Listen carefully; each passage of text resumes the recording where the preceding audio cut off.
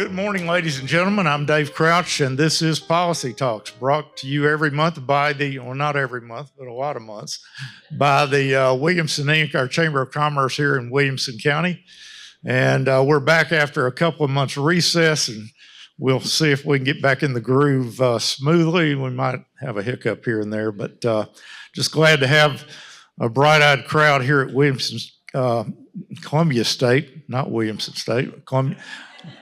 See, I told you. And we're just glad to have this beautiful venue to conduct these in. It's a great campus. And if you haven't been here and you're listening on WAKM or watching us on YouTube TV, then you need to come and see it, because it's quite an asset to Williamson County, and we love the opportunity to be here. We welcome our live TV audience on WCTV, our radios audience is coming to us from Tom Lawrence over at WAKM, and just looking forward to meeting the folks from Spring Hill. We've got a new hello. We had a big sneeze back there. I don't know what that was about, but we've got a new regime in place in Spring Hill. Had some elections back in April. Got a new mayor. Got a re-election of an alderman, and got a brand new city administrator there, and a very experienced assistant city administrator that's still in place. Matt Fitterer, you are the new mayor, elected in the April election, I believe it is. Been an alderman for a while prior to that, I think. Yeah, that's correct. I was an alderman for 10 years, and then they told me to slide over a couple of seats and sit in the middle. So get to referee now. Tell us about your family. I'd just like to know personally who you are a little bit too. Yeah, so my wife and I have three, most of the time, fantastic children. We just started first grade, kindergarten, and you know, our boy's 2.5. He'll be 3 here in a couple of months. So they're a lively crew, keep us busy, and you know, anybody with young children knows they're tons and tons of fun and tons of work at the same time. Yeah, you're going to be busier and busier and busier for lots of reasons. You've got a day job. What's the salary for the mayor's position? I make $900 a month, so whatever that works out to. So you're going to keep your day job. Yeah, I'm going to keep my day job. Yeah, so we won't get very far in Williamson County on $900 a month. Work for Sarah Cannon Research Institute. Sarah Cannon Research Institute. Been there several years now. We're part of their strategy team. Sarah Cannon's very focused at getting clinical cancer trials out into community oncology settings. We want to go meet patients where they are, where they live. Don't want to force patients to go travel to academic medical centers to participate in cutting-edge cancer treatments. So I primarily focus my time on trying to grow the network opportunities and reach more patients in community-based settings. Where's Northern Arizona University? It's in Flagstaff, Arizona, God's country. So, yeah. Careful now. Yeah, no, I grew up in Northern Arizona, very rural part of the state. Literally grew up on the end of a dirt road. Went to college in Flagstaff. You know, and then kind of one educational opportunity, career opportunity. The next put me in Spring Hill. So have you with us? And Trent's been in Williamson County a little longer than me, though. So yeah. Trent Linville, been an alderman. Is this your second term now? Just starting my second term. I was elected back in 2021 originally. BGA grad here in Franklin? Yep. Franklin, I born and raised. Yep. Went to UT, so you passed the test of a lot of these folks. Absolutely. We're ready for next Saturday. Yeah. And yep. Went to law school at Belmont, I think. Did. Yep. Got a law practice here in Franklin, and it's primarily estate law. Is that right? Yeah, we do estate planning and elder law. Mm-hmm. Okay, so apparently a pretty decent alderman from what I hear. Dan Allen, been with the city for a little over 6 years, I think. Is that right? On which tenure you count, but yeah. And went to school in Terre Haute, Terre Haute, Indiana. It's For those of you who don't know what that is, that's one of Capone's old booze running towns. So Good. poor area in the downtown part that's got this really nice ornate historic theater and hotel, and the rest is just, normal Indiana. But We can't hear you very well, so get a little closer to that mic. But there's this really ornate historic area, theater and hotel and things like that Capone built for all of his guys. It was his big warehouse distribution area. So there's this really cool area downtown. Everything else just looks like normal Indiana. It's flat and there's corn. tell us about Rosie the elephant. Rosie the elephant, yeah. So, of all the mascots that an engineering school could pick, Rose Holman decided to pick an elephant. So, we are the fighting engineers, and our mascot is an elephant, apparently because it's big and we can go run people over. Thought that was interesting. And Matt, I'm going to let you introduce your new city administrator. Yeah, so last October, our city administrator decided to retire. We kind of knew the election was coming up in April, and thought it was a good idea to wait till the other side of the election before we hired an administrator, because an administrator would kind of like to know who the bosses are before they agree to sign up. And we partnered with a executive consulting group to run a nationwide search. Brought us back a lot of candidates, including Carter Napier here. Carter spent most of his career out in Wyoming, most recently in Casper, Wyoming. I didn't know a lot about Casper, Wyoming until maybe 3-4 months ago, but the more we looked at it, it was a lot like Spring Hill, and a lot of the challenges Carter has already navigated and solved out in Casper are some of the same things that we need to solve for in the next 5 years. And I think Carter had some family ties that were pulling him back to Middle Tennessee, and things worked out great for us. I mean, we got a candidate who's got a lot of experience in the areas we need experience, and he gets to be closer to family. And 2 days in, it's going pretty good so far. So, So what specific experience is it, Carter, that you're bringing here that you think you might be able to help Spring Hill with, that you've had success at? Let me throw that in too. You bet. Thank you. And thank you, Mr. Mayor. I appreciate that warm introduction. Good morning, everybody. It's good to be with you today. With respect to growth, with respect to infrastructure development, public safety expansion, and those kinds of things, I think resonated with regard to some of the issues that Spring Hill is facing right now. And so those are the kinds of things that over my 28 years of being in the city management business, I bring with me, I think. And so I'm looking forward to trying to help out. Matt, I was impressed with a quote that was credited to you. I presume it's accurate. In one of the local papers. But you said the challenges facing Spring Hill cannot be solved alone, but require a collective wisdom, effort, and commitment of everybody on this board, our city staff, regional state partners, and most importantly, the citizens we serve as well. We must be action-oriented. Thoughtful deliberation is essential, but our citizens also expect and deserve a government that moves decisively to address the community's needs. I thought that was pretty good. Now, tell me why you said that specifically, and is that a change?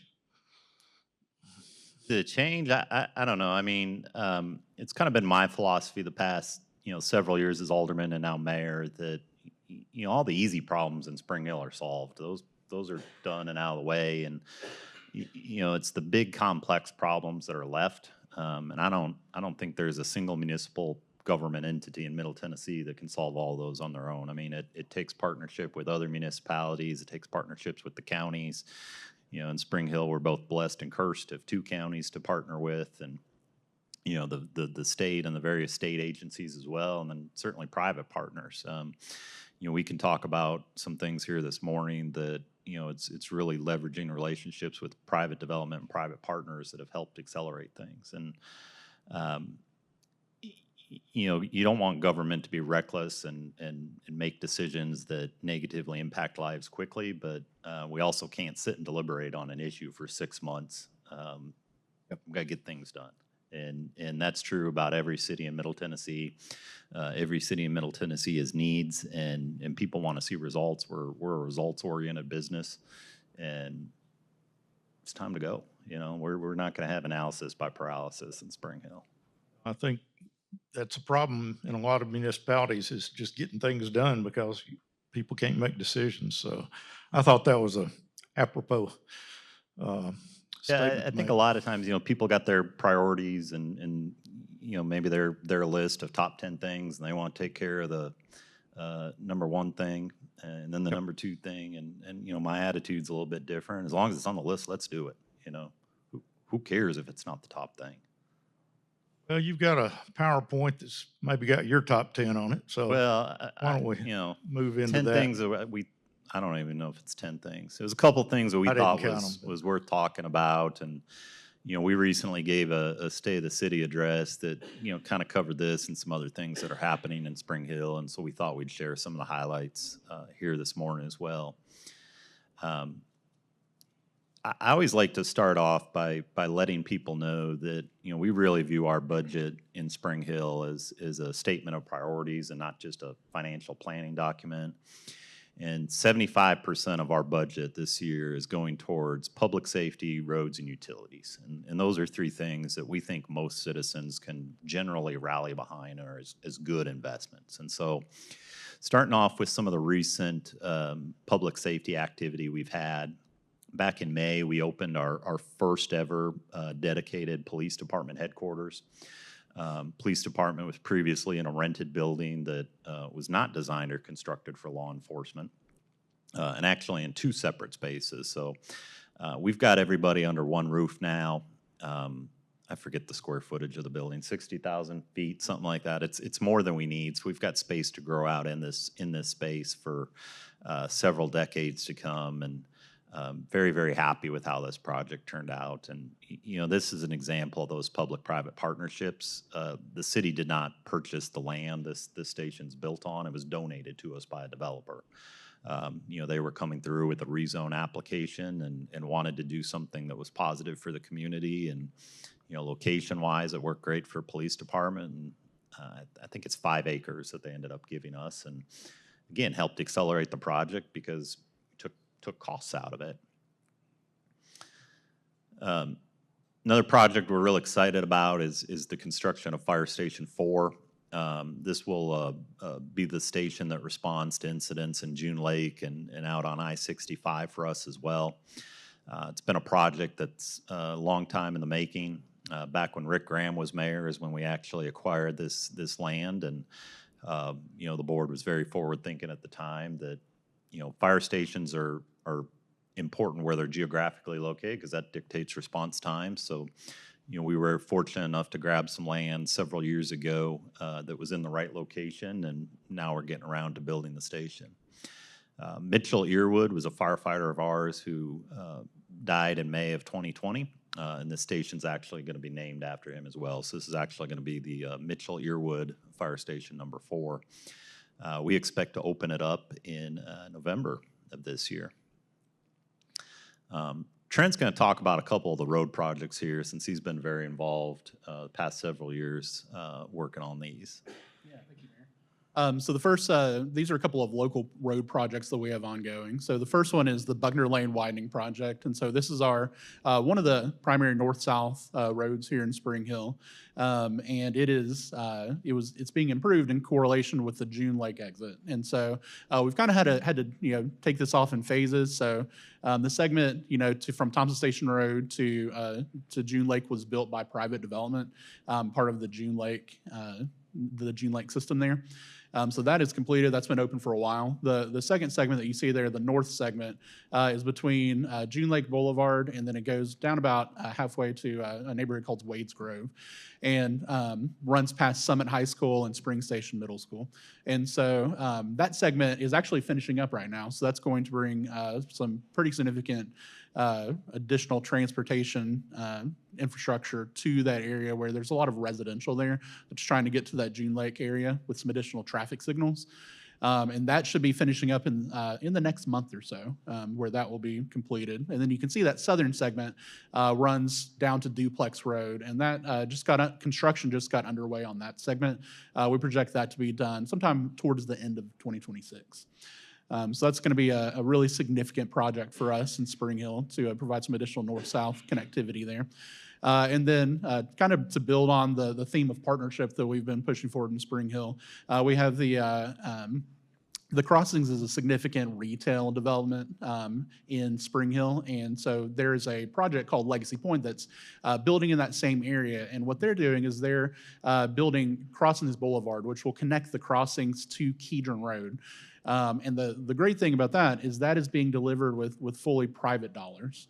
They are building that as part of the development there. And so because we're able to partner with development in Spring Hill, we're bringing a crucial piece of infrastructure to the city that is not being paid for by the taxpayers. And so those are two significant road updates that we've got going on a local level in Spring Hill. One other thing about this project, Dave, the Spring Hill battle in the Civil War, November 1864, occurred basically on this property in the northern part of this property. And the developer has got 17 acres where the heaviest fighting is carved out. The American Battlefield Trust was never able to purchase it in the past, and they'll be donating those 17 acres to the American Battlefield Trust. So excited to not only deliver the roadway infrastructure, but some cultural and historical preservation along with it. So it's a fantastic development partner.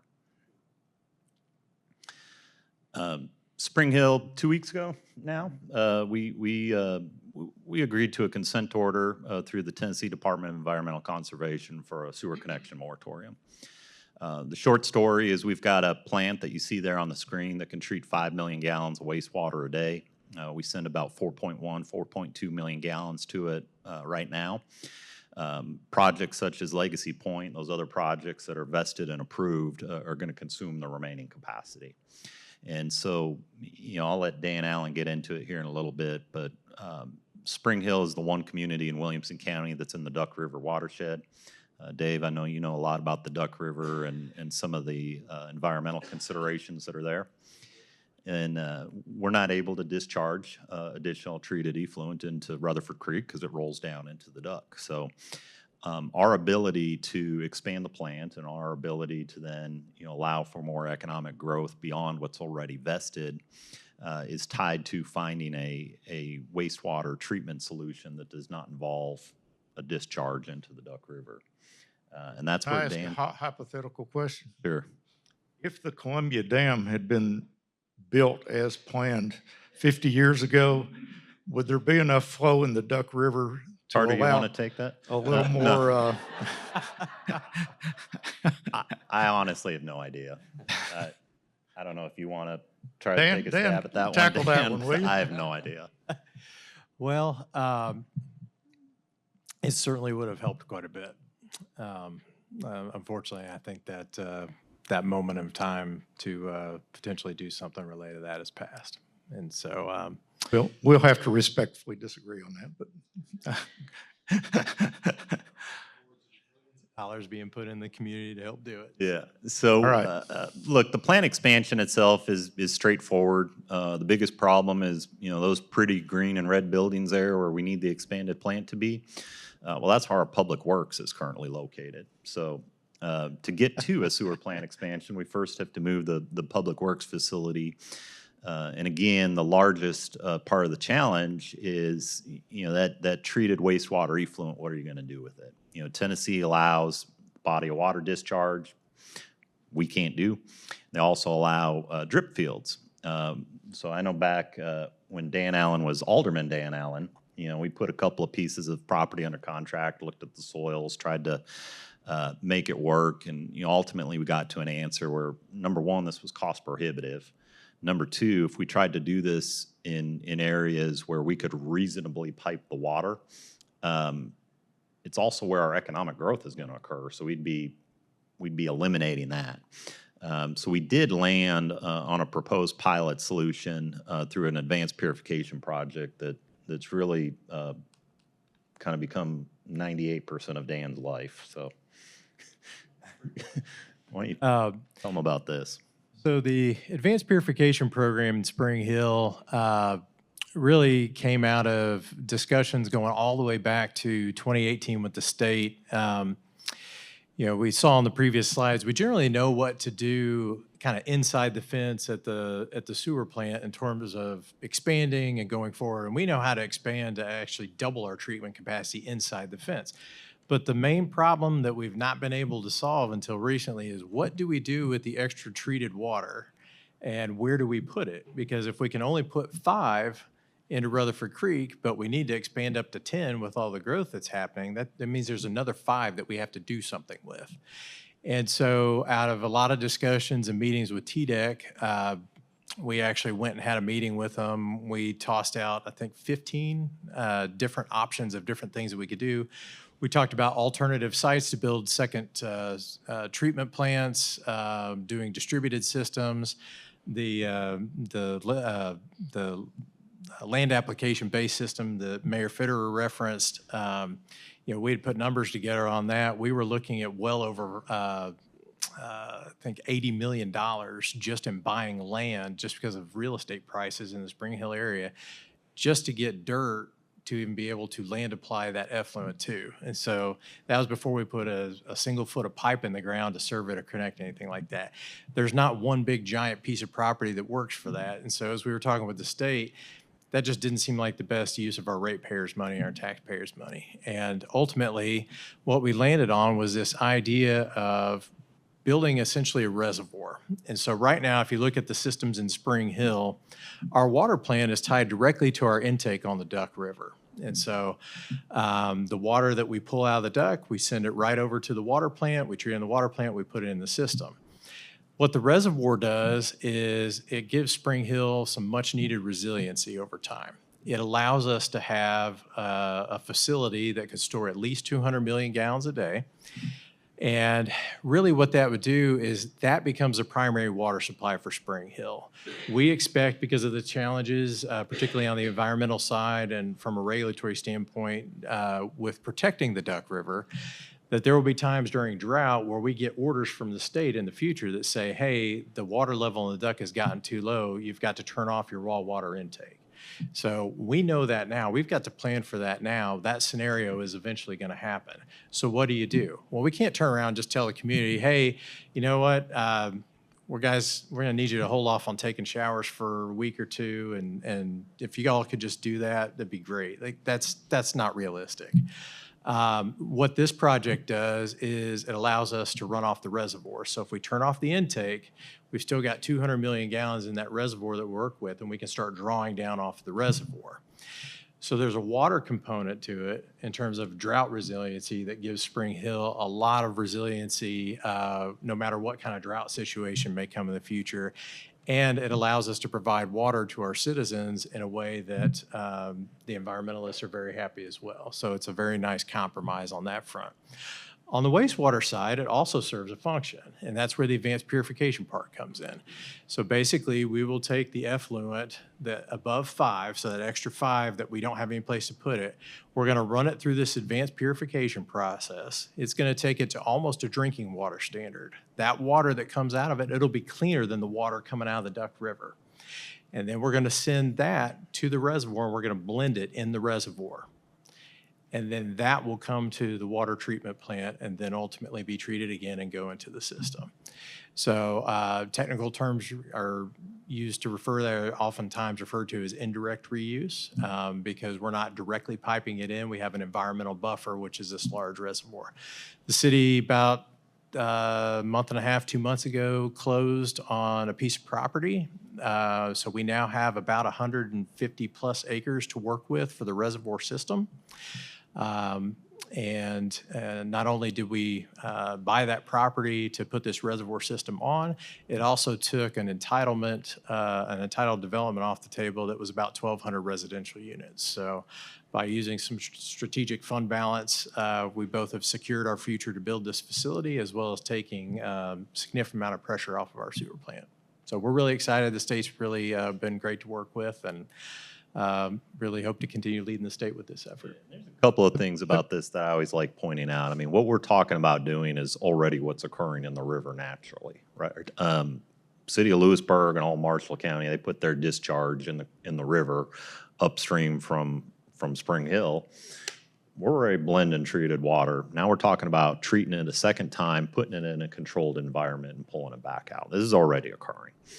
Water reuse and reclamation has been occurring in this country since as far back as the 1960s. You know, Virginia has been doing this since 1972. So we're not talking about anything new in this country. It's new to Tennessee.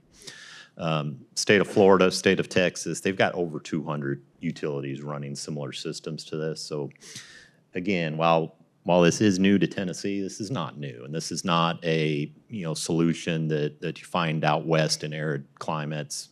You're finding it in wet states like Florida as well. Question for Carter. You're from Wyoming. It's kind of a dry place, isn't it? Yes. Is this something that's done out there commonly? Advanced purification is not something that's done out there commonly. And so this will be a fun project for me to get my hands in and get involved in. Absolutely.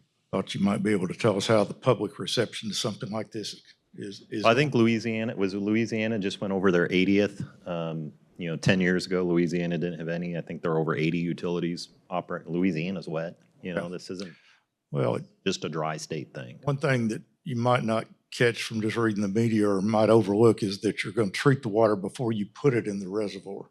Correct. Twice. Yeah. So I don't know if the next slide shows some of the steps. So I mean, this is Dan's slide. I don't understand what all these things mean, but this is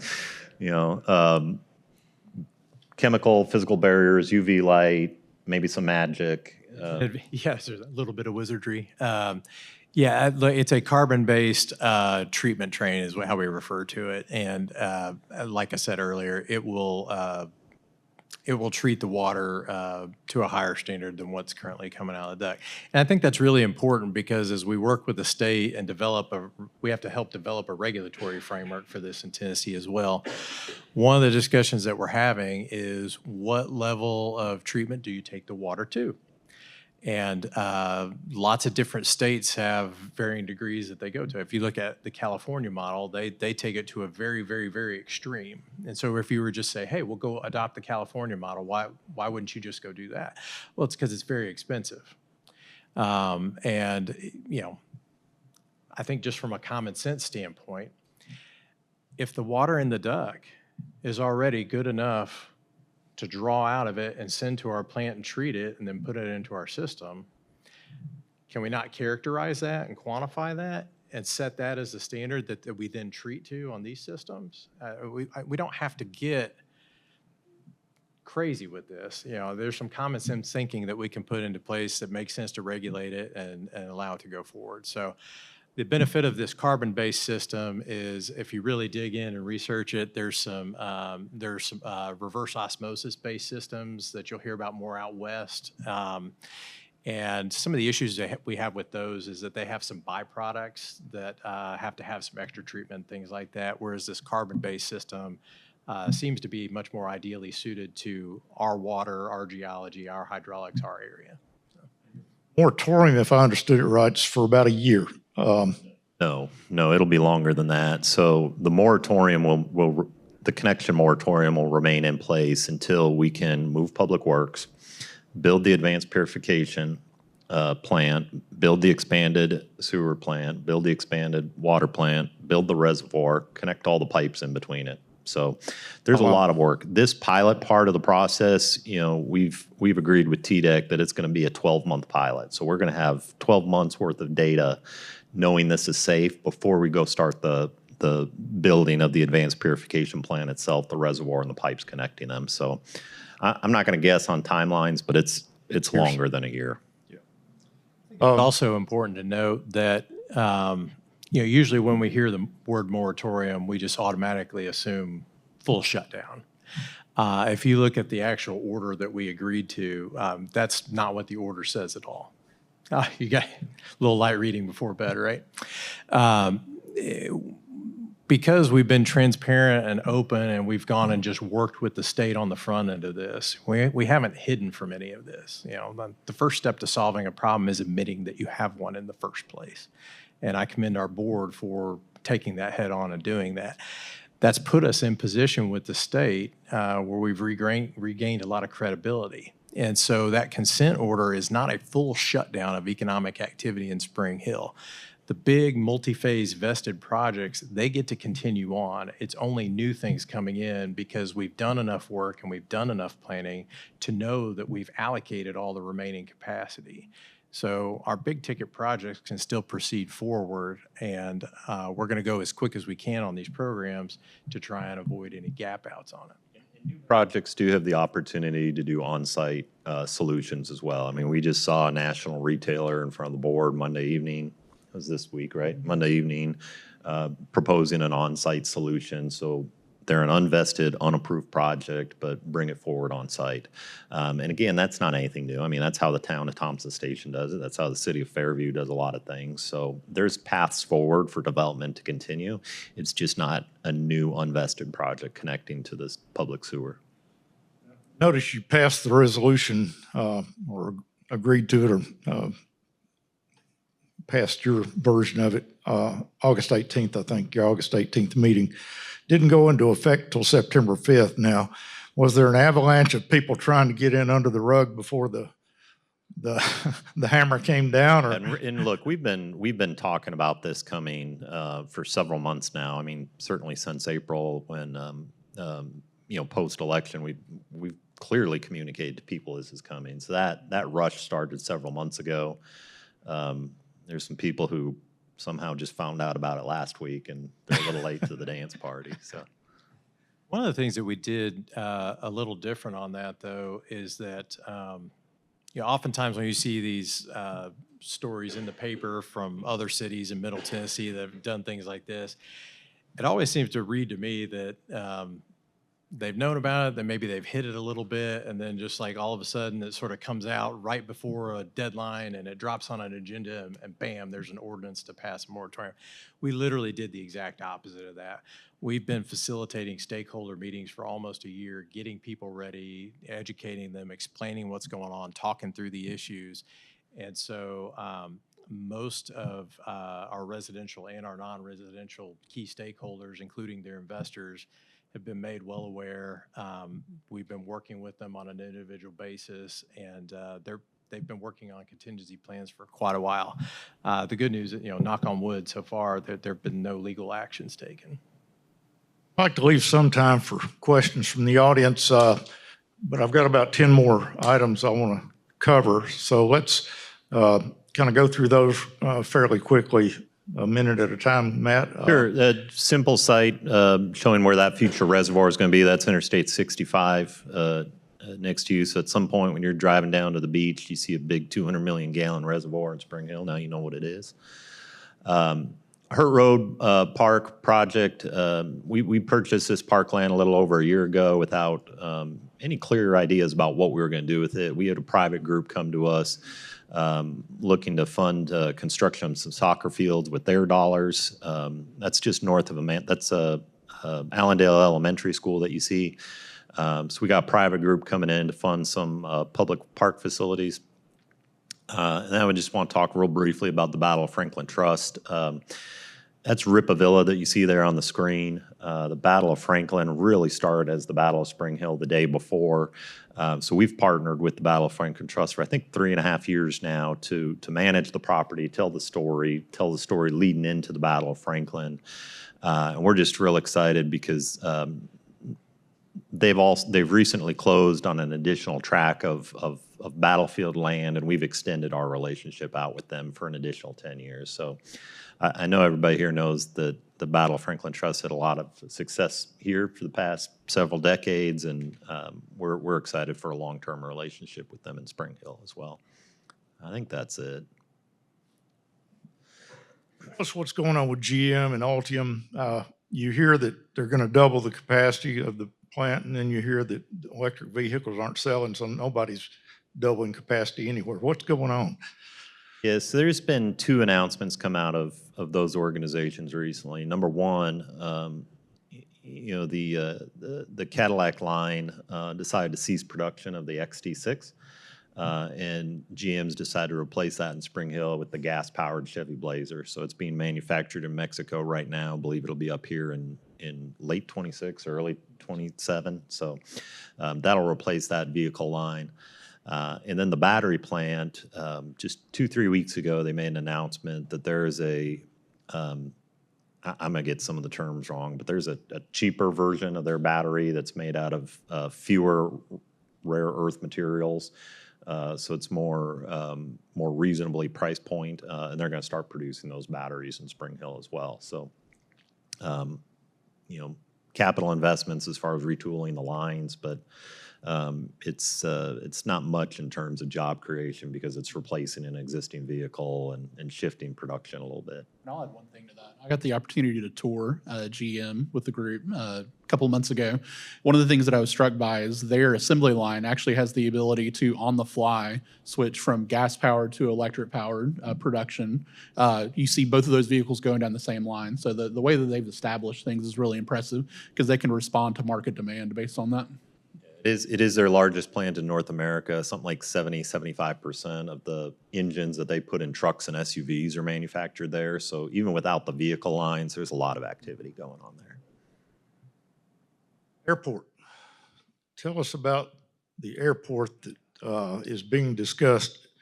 I guess that's east of I-65 and south of Saturn Parkway. Is that correct? Yeah, so not a new discussion. I mean, there was a desire for a Williamson County Airport, back in 2014 when I was first thinking about running for alderman. BNA is very focused on passenger travel. John Toon is at capacity.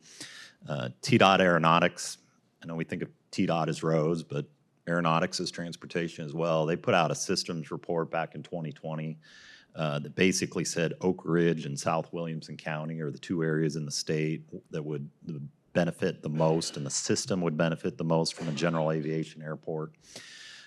You look at some of the business jet traffic that's going in and out of BNA, a lot of those travelers are ending up in Maryland Farms and Cool Springs and Williamson County where the business activity is occurring. So a lot of business interest in bringing a business jet solution to Williamson County closer to where the travelers are headed. We do have a site east of I-65 that's got 250 acres reserved for a private airport. Again, this is one of those things where if it was easy, it'd already be built. I mean, people have been talking about this for 10 plus years.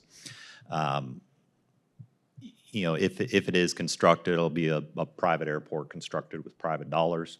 We certainly would anticipate it benefiting not just Spring Hill, but all of Williamson County and all of Middle Tennessee, since it would open up a lot of the business travel that's getting more and more difficult with BNA and John Toon and the condition they're in.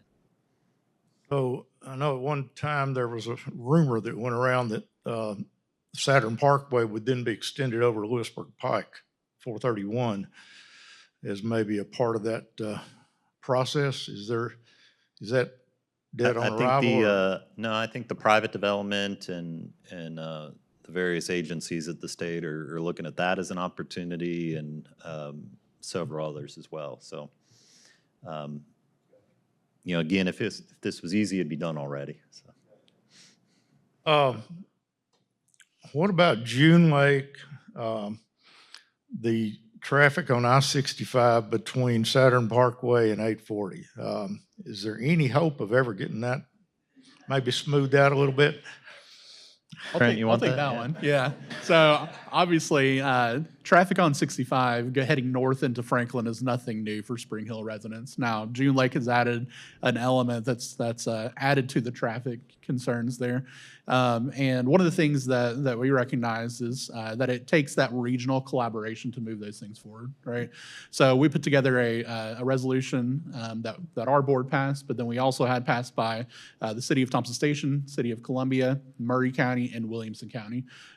All of those entities passed that resolution unanimously, and it was calling on TDOT to move forward the 65 widening, starting from 840 all the way down to Bear Creek Pipe in Columbia. And so obviously those things take time. TDOT and what's called the GNRC, Greater Nashville Regional Council, they're currently going through a process where they're updating their medium to long-term planning. And we said, we're basically saying, we want that to be right at the top of the list because we absolutely agree that has to be a priority for Spring Hill, South Williamson County, and Murray County to thrive. Chicken laws. It looks like you've passed sexual discrimination against roosters in the city of Spring Hill. I think we had that on the books already, didn't we? Yeah, Tell us about that, Matt. I don't even know what to tell you. Learned more about chickens in the past month than I ever knew, and the collective, 35 years before that. We had an existing ordinance, that allowed for backyard hens, and I never thought twice about it. I mean, most neighborhoods in Spring Hill have an HOA, and the HOA outlaws the chickens anyway, so you don't worry about it, right? But there was one alderman who thought it was a good idea that the couple of neighborhoods that didn't have HOAs and have larger pieces of property, and they need more chickens, so. We somehow ended up spending way too much time talking about what the right number of backyard chickens is. And I don't know what we landed on. It's now more than 4, but it's less than 1,000. So we did something. Yeah. I can't stop laughing that we kept using the term performance standards for chickens. That's not one I ever saw coming. Do they have to lay 1 egg a day to stay or something? That's right. Yeah. You don't put Great. out, you're out, right? So. Mary Beth, where did Rick? There he is. I couldn't find him there for a minute. Rick, okay, drawing a blank now. Graham, thank you. Thank you. Former mayor of Spring Hill. Recovering mayor. You were mayor for how long? 8 years. And That's right. have you got any advice for the new mayor there now? Oh, no. Well, Matt hears from me quite often, so any advice I have. I do want to say, though, this current election and the new alderman, this group is sitting up there, and I have so much confidence in this new board. I believe it's a new day for Spring Hill since April, and I'm real proud of what they've already hit the ground running and already made some tough decisions, and also couldn't be happier. Good. Any specific things that they need to do?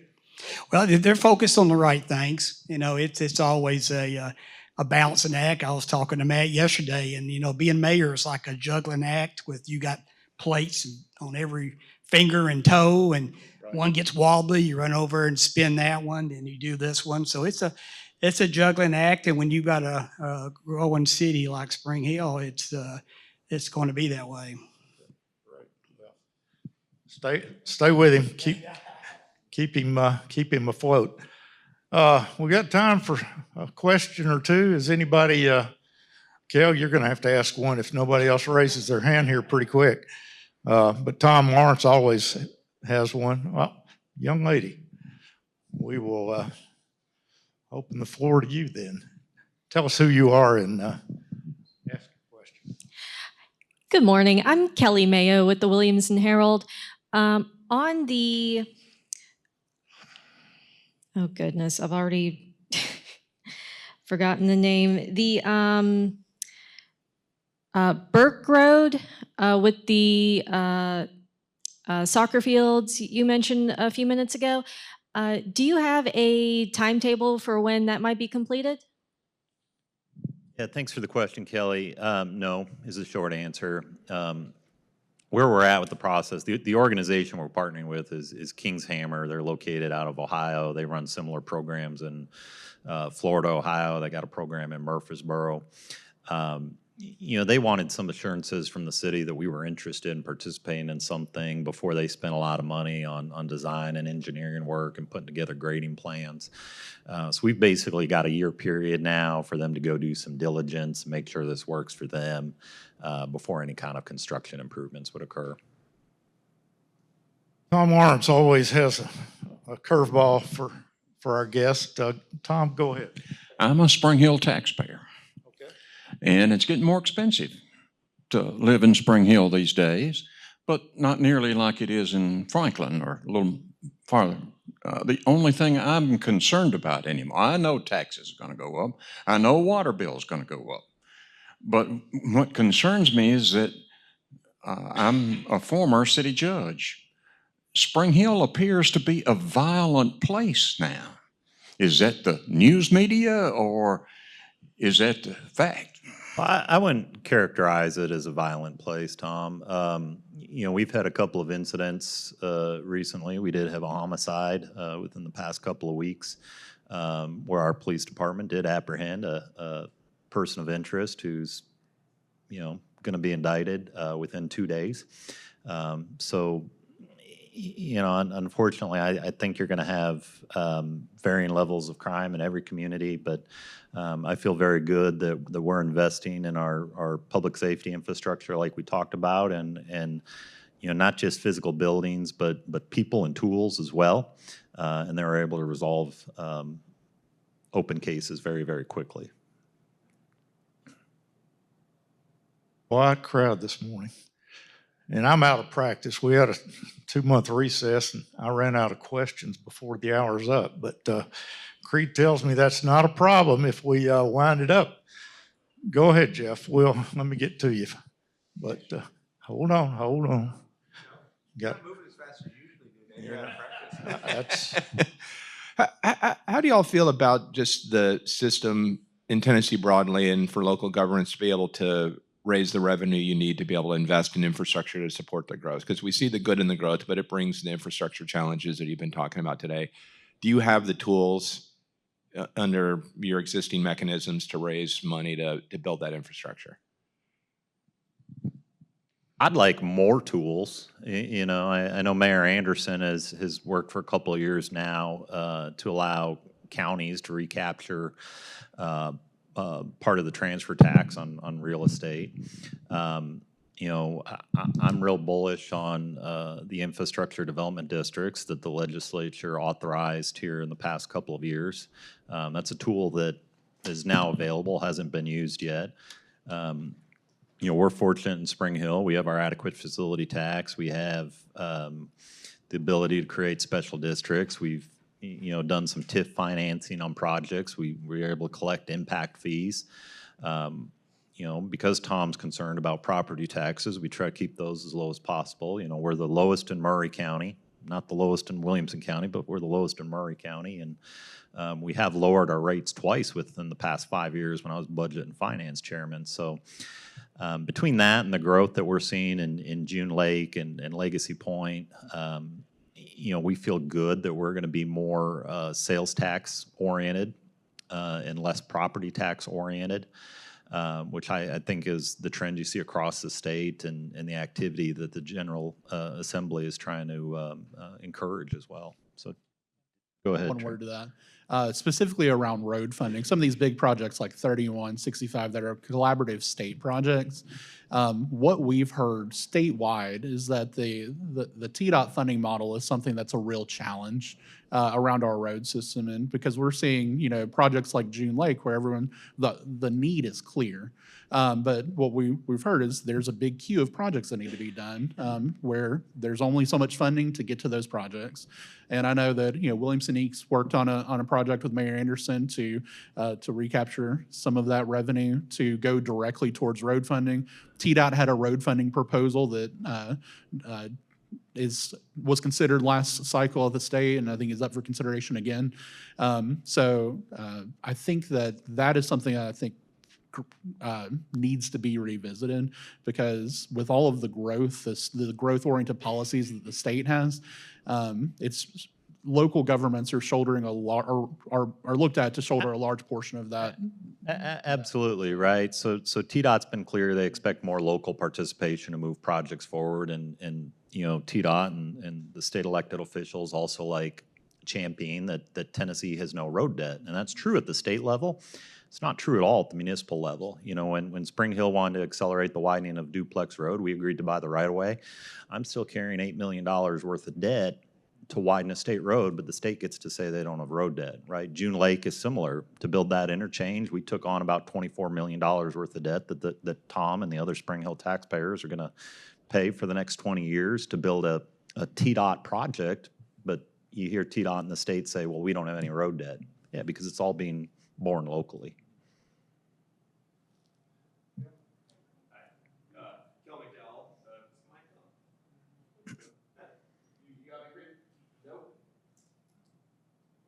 Nope. Oh, now you got me. Hey, Kel McDowell for the camera's purposes. Want to start off with a compliment and a quick plug on your behalf, Mayor. You know, then Alderman and now Mayor Fitterer has an outstanding regular newsletter that goes out.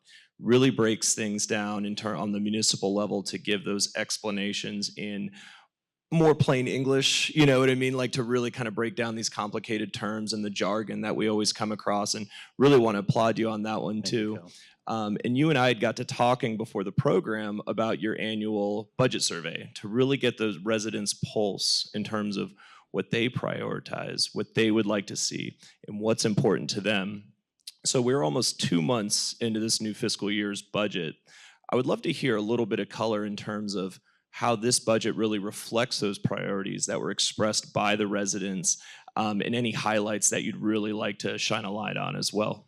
Yeah, thank you, Kel. So I've done the budget survey for 9 years now, and consistently throughout the 9 years, you know, you hear we want roads, we want utilities, we want public safety. And like I said, this budget year, about 75%. You know, you go back a couple of years, we were as high as about 81%, those three things.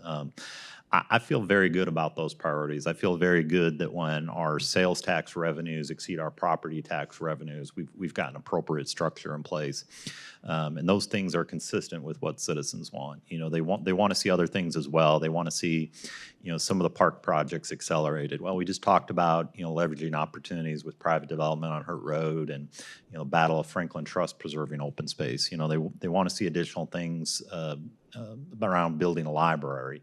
Well, we didn't touch on that, and I don't have an answer to that yet. But you know, when you look at a big picture, and you know, it's about 7,500 people who get my newsletter monthly. A lot of the messaging comes back. You know, our top priorities are roads, utilities, and public safety, and so we're going to stay focused on that as long as I'm mayor. Good. We'll wind it up there. This has been a most informative session. We appreciate you gentlemen being here. Carter, welcome to Tennessee. Hope you you know, keep us out of trouble. Matt, keep on keeping on. You're doing a good job, it looks like. Trent, Thanks for having us, Dave. appreciate your insights into the infrastructure. And Dan, we want to learn more about reclamation, and we'll keep our ear to the ground on that. So thank you.